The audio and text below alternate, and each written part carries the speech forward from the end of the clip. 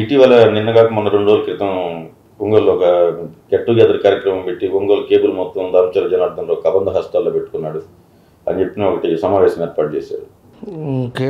Cable ఏదైతే ఉందో కేబుల్లో అసలు మనకు సంబంధం లేని విషయం. వాళ్ళు ఆల్ ఇప్పుడు సత్య కేబుల్ కంపెనీ కానీ లేకపోతే వీ కేబుల్ కానీ వీళ్ళందరూ కూడా కలిసి సిండికేట్ అయ్యి చేస్తున్నారు. అందరూ కూడా ఒకటే ఉండాలని చెప్పేసి చేస్తున్నారు. దాంట్లో మొన్న విశ్వసేన అనే అతను మైకేబుల్ అతను ఏదో మాట్లాడాడు. విశ్వసేన మీద ఇప్పటికి 4-5 సార్లు వచ్చి కంప్లైంట్లు ఇచ్చారు.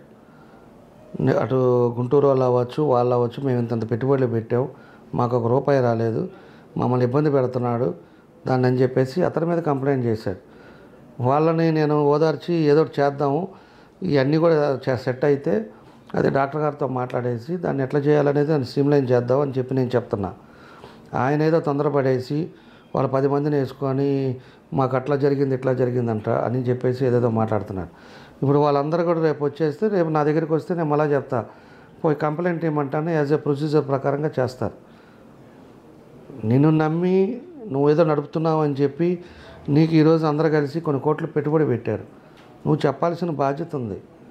నువ్వు వాళ్ళందరినీ వదిలేసి ఏదో విధంగా చేసుకుంటే దానివల్ల ఉపయోగం లేదు. బయటపడి మాట్లాడటం వల్ల ఉపయోగం లేదు. నీ కష్టం పోవాలి అంటే దాని సొల్యూషన్ కోసం వచ్చి కూర్చొని దాన్ని ఏం చేయాలని సార్ట్అవుట్ చేసుకోవాలి. అంతేగాని మీటింగ్లు పెట్టి నలుగురితో ఏదో మాట్లాడటం వల్ల ఒరిగేది ఏముండదు. ఒకరోజు చూస్తారు నీది పేపర్లో, ఒకరోజు టీవీ చూస్తారు, ఏం చేయగలుగుతారు? నువ్వు పెట్టిన వాళ్ళంతా ఏం చేస్తారు? ఇప్పుడు వాళ్ళంతా ఇవన్నీ నువ్వు మాట్లాడిన తర్వాత చూసి వాళ్ళంతా రేపు నాకు ఫోన్లు కూడా చేశారు, ఒకసారి రండి మాట్లాడదాంలే అని కూడా చెప్పారు.